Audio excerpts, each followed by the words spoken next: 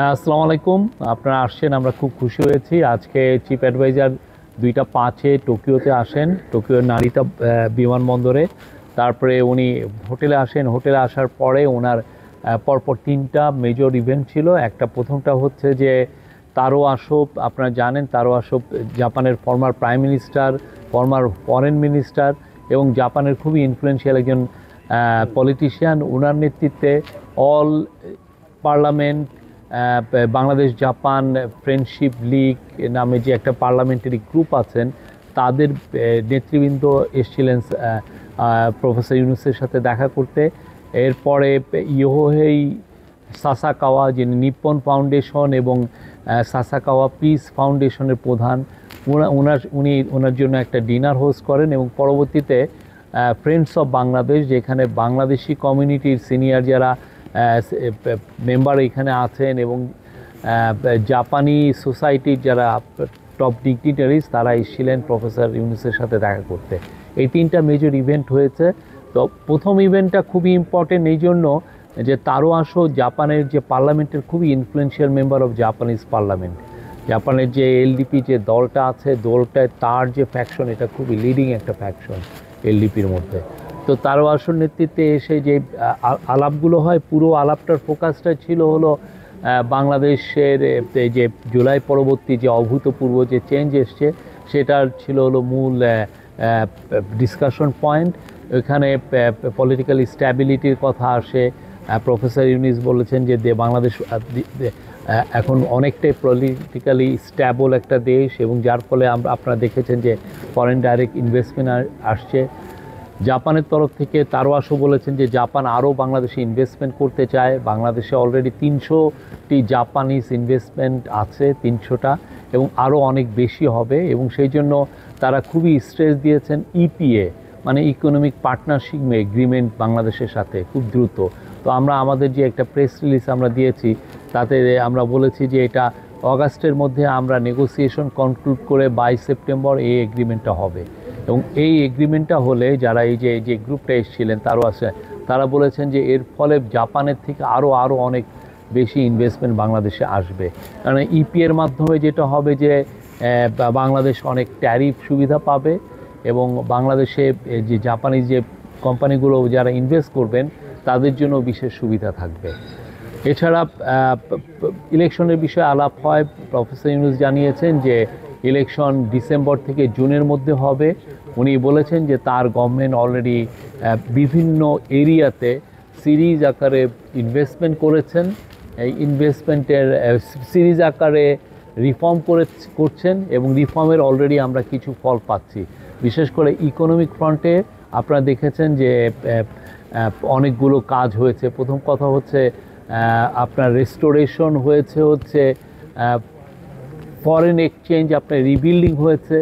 তারপরে হচ্ছে এই ব্যাংকিং সেক্টরের হেলথটা রেস্টোরেশন হয়েছে, ব্যাংকিং সেক্টর। আর আমাদের যে 3-4-5 বিলিয়ন ডলারের মতো যে ঋণ হয়েছিল, যেই টাকাটা শেখ হাসিনা না দিয়েই পালিয়ে গিয়েছিলেন, সেই পুরো টাকাটার অলমোস্ট পুরোটুকু, কিছুটা বাকি আছে, পুরোটাই দেওয়া হয়ে গেছে। ফলে যেটা হচ্ছে যে বাংলাদেশের উপর ফরেনারদের একটা এক ধরনের কনফিডেন্স তৈরি হয়েছে। তো এই বিষয়গুলো আলাপে এসছে। ইপিএটা খুব বড় ছিল। ইয়োহেই সাসাকাওয়ার সাথে যেটা মূলত আলাপ ছিল হলো রোহিঙ্গা নিয়ে। আপনি জানেন ইয়োহেই সাসাকাওয়া মায়ানমারে খুব পরিচিত নাম, মায়ানমারে খুবই রেসপেক্টেড একজন পার্সন।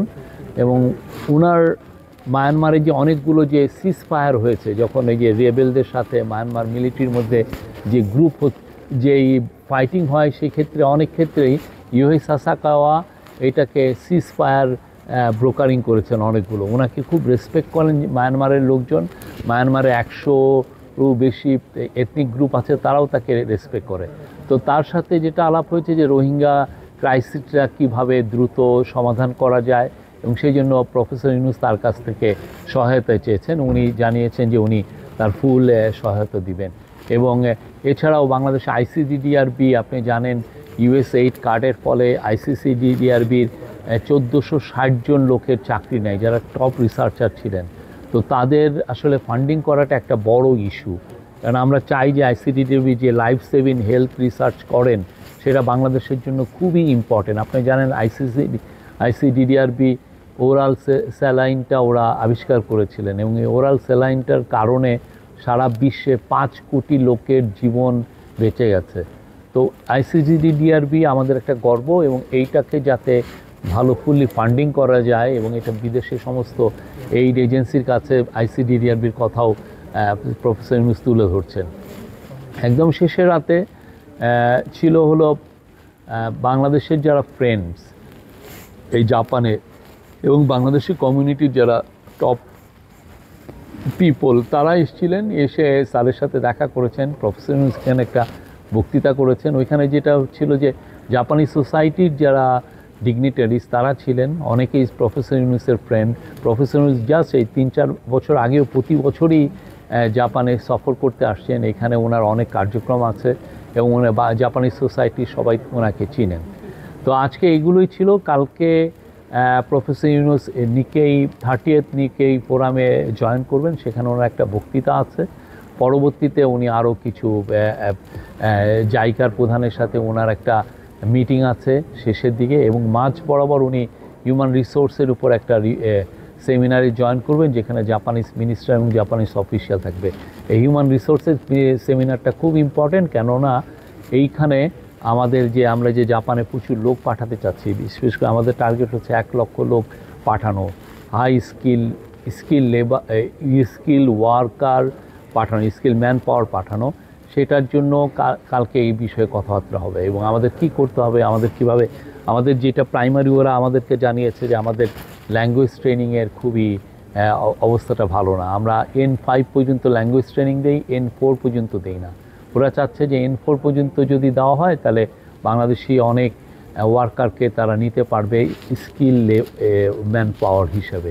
তো এই জায়গাটায় উনি এমফাসিস করতে চাচ্ছেন এবং কালকে এটা নিয়ে অনেক আলাপ হবে কি করলে। অলরেডি এখানে জাপানে আসার আগে প্রফেসর ইউনূস একটা টাস্ক ফোর্স করেছেন জাপানে কিভাবে দ্রুত